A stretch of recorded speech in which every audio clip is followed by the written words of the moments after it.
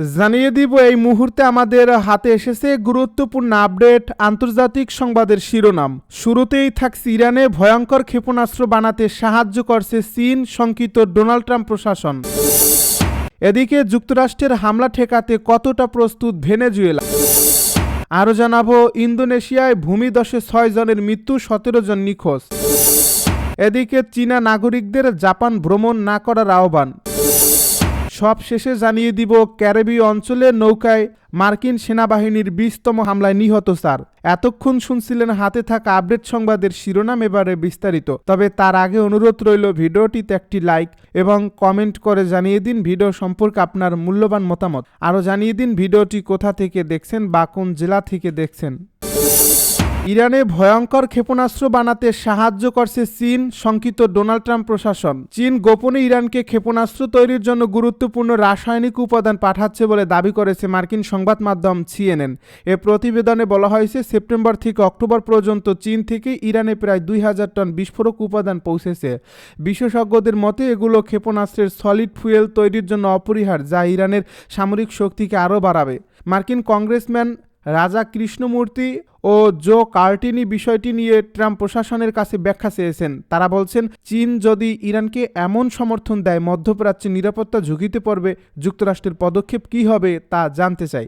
জাতিসংঘের নিষেধাজ্ঞা অনুযায়ী ইরানের ক্ষেপণাস্ত্র কর্মসূচিতে কোনো দেশ সরাসরি বা পরোক্ষভাবে সহায়তা করতে পারবে না। তবে সিএনএনের প্রতিবেদনে বলা হয়েছে, চীন যে রাসায়নিক পাঠিয়েছে তা সরাসরি নিষিদ্ধ তালিকায় নেই, যার ফলে বিষয়টি আইনি ধূসর এলাকায় পড়ে। চীনের পররাষ্ট্র মন্ত্রণালয় অভিযোগ অস্বীকার করে জানিয়েছে তারা কোনো আন্তর্জাতিক আইন লঙ্ঘন করেনি এবং নিয়ম মেনে রপ্তানি কার্যক্রম পরিচালনা করেছে। বেইজিং আরও জানিয়েছে ইরান ইস্যুতে তারা শান্তিপূর্ণ সমাধান চায় এবং উত্তেজনা বৃদ্ধি করতে চায় না। সিএনএনের জাহাজ ট্র্যাকিং তথ্য অনুযায়ী চীনের কিছু মালবাহী জাহাজ নিয়মিতভাবে ইরানে এই রাসায়নিক সরবরাহ করছে। যেসব জাহাজ ও কিছু চীনা কোম্পানির উপর আগেই যুক্তরাষ্ট্র নিষেধাজ্ঞা জারি করেছিল, তারা এই কার্যক্রমে জড়িত থাকতে দেখা গেছে। বিশেষজ্ঞরা বলেন, এই তথ্য সত্য হলে এটি চীন ইরান সামরিক সহযোগিতার গভীরতা প্রকাশ করে। পাশাপাশি ইরানের দূরপাল্লার ক্ষেপণাস্ত্র কর্মসূচি দ্রুত সম্প্রসারিত হবে এবং মধ্যপ্রাচ্যের স্থিতিশীলতা ঝুঁকির মুখে পড়বে। ডোনাল্ড ট্রাম্প প্রশাসন এখনও আনুষ্ঠানিকভাবে মন্তব্য করেনি, তবে হোয়াইট হাউসের কিছু কর্মকর্তা জানিয়েছেন বিষয়টি জাতীয় নিরাপত্তা পরামর্শক পর্যায়ে আলোচনা চলছে। তারা সতর্ক করে জানিয়েছেন, চীনের এই কার্যক্রম সত্য হলে এটি যুক্তরাষ্ট্রের স্বার্থ ও আঞ্চলিক নিরাপত্তার জন্য বিপজ্জনক প্রমাণিত হবে। যুক্তরাষ্ট্রের হামলা ঠেকাতে কতটা প্রস্তুত ভেনেজুয়েলা। যুক্তরাষ্ট্রের হামলা ঠেকাতে কতটা প্রস্তুত ভেনেজুয়েলা। যুক্তরাষ্ট্র যদি সত্যিই হামলা করে তাহলে তা মোকাবেলার সক্ষমতা আছে ভেনেজুয়েলার। তারা কি পারবে বিশাল তেল সম্পদ ও জনগণকে রক্ষা করতে? কয়েকদিন ধরেই এসব প্রশ্ন ঘুরে বেড়াচ্ছে বিভিন্ন মহলে। ভেনেজুয়েলা সরকার গত মঙ্গলবার জানিয়েছে, দেশটির উপকূলের কাছে যুক্তরাষ্ট্রের নৌবাহিনীর উপস্থিতি বেড়ে যাওয়ায় তারা বৃহৎ জাতীয় সামরিক মোতায়েন শুরু করছে। এর আগে বৃহস্পতিবার যুক্তরাষ্ট্র একটি নতুন অভিযান ঘোষণা করছে। সাউদার্ন স্পিয়ার নামে এই অভিযানের লক্ষ্য পশ্চিম গোলার্ধে তথাকথিত নার্কো সন্ত্রাসীদের দমন করা। এই উত্তেজনা ভেনেজুয়েলায় উদ্বেগ বাড়িয়েছে। দেশটির কর্মকর্তারা মনে করছেন, প্রেসিডেন্ট নিকোলাস মাদুরোকে ক্ষমতা থেকে সরানোরও অজুহাত হিসেবে যুক্তরাষ্ট্র এসব সামরিক তৎপরতা বাড়াচ্ছে। কারাকাশে এক অনুষ্ঠানে ভেনেজুয়েলার পররাষ্ট্রমন্ত্রী ইভান গিল বলেন, আমরা আমেরিকান সাম্রাজ্যকে বলছি, সাহস করে কিছু করবেন না, আমরা প্রস্তুত। তবে প্রশ্ন উঠছে, যুক্তরাষ্ট্রের হামলা ও আগ্রাসনের মুখে ভেনেজুয়েলা সত্যি কতটা প্রস্তুত, তাদের সামরিক সামর্থ্য কতটা, এবং এখানে ডোনাল্ড ট্রাম্প ও নিকোলাস মাদুরোর রাজনৈতিক হিসাব কি? কয়েক সপ্তাহ ধরে ওয়াশিংটন কারাকাশ উত্তেজনা বেড়েই চলছে। যুক্তরাষ্ট্রের দাবি, ক্যারিবীয় সাগর ও পরে প্রশান্ত মহাসাগরে যেসব নৌকা তারা ধ্বংস করছে সেখানে যুক্তরাষ্ট্রমুখী মাদক বহন করা হচ্ছিল। এ সপ্তাহেই এমন 20 হামলা হয়েছে বলে জানিয়েছে মার্কিন কর্তৃপক্ষ। এতে এখন পর্যন্ত প্রায় 80 জন নিহত হয়েছে। তবে কোনো নৌকায় মাদক ছিল না বা সেগুলো যুক্তরাষ্ট্রে যাচ্ছিল, এর সপক্ষে কোনো প্রমাণ প্রকাশ করেনি যুক্তরাষ্ট্র। এই হামলার কোনো আইনি ভিডিও দেখাতে পারেনি তারা, যা আন্তর্জাতিক আইনের বরখেলাপ বলে মনে করছেন অনেক বিশেষজ্ঞ। ওয়াশিংটনের অভিযোগের কেন্দ্রবিন্দু একটি প্রমাণবিহীন দাবি, মাদুরো নাকি কার্টেলগুলোর সঙ্গে মিলে যুক্তরাষ্ট্রে মাদক পাচার করছেন। এদিকে যুক্তরাষ্ট্র ভেনেজুয়েলা উপকূলে শক্তিশালী বিমানবাহী রণতরী ইউএসএস জেরাল্ড আর ফোর্ড পাঠিয়েছে। এর সঙ্গে রয়েছে গাইডেড মিসাইল, ডেস্ট্রয়ার ও সহায়ক জাহাজ। 4000-এরও বেশি সেনা ও অগণিত ট্যাকটিক্যাল বিমানের সমন্বয়ে এটি একটি অত্যাধুনিক নৌবহর। বিশ্লেষকদের মতে যুক্তরাষ্ট্র যেভাবে সামরিক উপস্থিতি বাড়াচ্ছে তাদের লক্ষ্য ঘোষিত উদ্দেশ্যের চেয়েও বিস্তৃত এবং এতে মাদুরো বিরোধী সামরিক চাপও যুক্ত হয়েছে। Center for strategic and international স্টাডিজের প্রতিরক্ষা বিশ্লেষক মার্ক ক্যানশিয়ান বলেন, ফোর্ড মূলত সমুদ্রে বা স্থলে শত্রুর বিরুদ্ধে বড় আকারের আক্রমণের জন্য।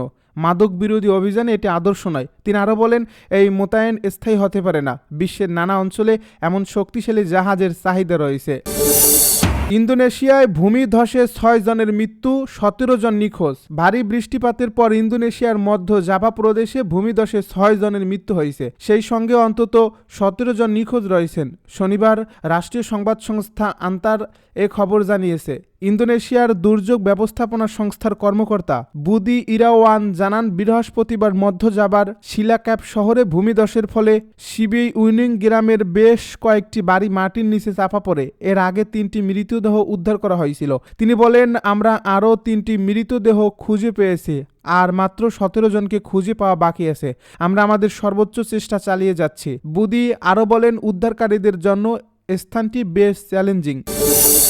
চীনা নাগরিকদের জাপান ভ্রমণ না করার আহ্বান। বেইজিং কর্তৃপক্ষ চীনা নাগরিকদের আপাতত জাপান ভ্রমণ না করার আহ্বান জানিয়েছে। তাইওয়ান ইস্যুতে জাপানের প্রধানমন্ত্রীর মন্তব্যের জেরে উত্তেজনা তৈরি হয়েছে দুই দেশের মধ্যে। এই প্রেক্ষাপটে চীন তার নাগরিকদের এমন পরামর্শ দিয়েছে। শুক্রবার গভীর রাতে এক বিবৃতিতে চীনের পররাষ্ট্র মন্ত্রণালয় জানায়, তাকাইসি তাইওয়ান ইস্যুতে উস্কানিমূলক মন্তব্য করেছেন, যা দুই দেশের পারস্পরিক বিনিময়ের পরিবেশকে নেতিবাচকভাবে প্রভাবিত করেছে। এ বিবৃতিতে আরও বলা হয়, বর্তমানে জাপানে অবস্থানরত চীনা নাগরিকদের জীবন ও শারীরিক নিরাপত্তা ঝুঁকির মধ্যে রয়েছে। তাই তাদের স্থানীয় নিরাপত্তা পরিস্থিতির প্রতি সর্বোচ্চ সতর্ক থাকার পরামর্শ দেওয়া হয়েছে। তাকাইসি চলতি মাসের শুরুতে পার্লামেন্টে বলেন, তাইওয়ানকে কেন্দ্র করে কোনো সামরিক জরুরি অবস্থা সৃষ্টি হলে তা জাপানের টিকে থাকার জন্য হুমকি হিসেবে বিবেচিত হতে পারে। তাহলে জাপান সামরিক হস্তক্ষেপ করতে পারে। এই মন্তব্যের পরই দুই পক্ষের মধ্যে উত্তেজনা তৈরি হয়।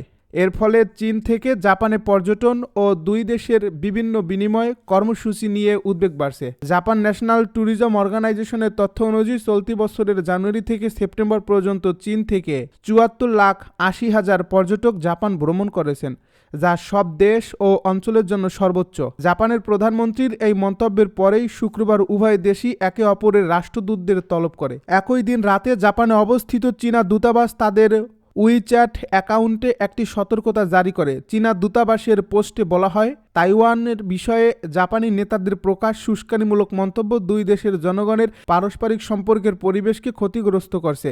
বর্তমান পরিস্থিতি জাপানের চীনা নাগরিকদের ব্যক্তিগত নিরাপত্তা এবং জীবনের জন্য উল্লেখযোগ্য ঝুঁকি তৈরি করছে। ক্যারিবীয় অঞ্চলে নৌকায় মার্কিন সেনাবাহিনীর 20তম হামলায় নিহত 4। মাদক পরিবহনের অভিযোগে একটি নৌকায় যুক্তরাষ্ট্রের সামরিক বাহিনীর সর্বশেষ এই হামলায় 4 জন নিহত হয়েছে বলে শুক্রবার জানানো হয়েছে। এটি এ ধরনের 20তম হামলা। দক্ষিণ আমেরিকার জলসীমায় ট্রাম্প প্রশাসন সামরিক অভিযান জোরদার করায় এই হামলার সংখ্যা বাড়ছে। মার্কিন সাউদার্ন কমান্ড শুক্রবার এক সামাজিক যোগাযোগ মাধ্যমে জানায়, সোমবার ক্যারিবীয় সাগরে এই হামলা চালানো হয়। সেপ্টেম্বর থেকে শুরু হওয়া এসব হামলায় এখন পর্যন্ত মোট 80 জন নিহত হয়েছে। সাউদার্ন কমান্ডের প্রকাশিত ভিডিওতে দেখা যায়, সমুদ্রের উপর দিয়ে দ্রুত গতিতে ছুটে চলা একটি নৌকা আগুনে পুড়ে গেছে। কমান্ড দাবি করছে, গোয়েন্দা তথ্য অনুযায়ী এই নৌকাটি মাদক চোরাচালানে জড়িত ছিল এবং পরিচিত পাচার রুট দিয়ে মাদক বহন করছিল। সাধারণত এসব হামলার ঘোষণা প্রতিরক্ষামন্ত্রী পিট হেগসেট সামাজিক যোগাযোগ মাধ্যমে দেন।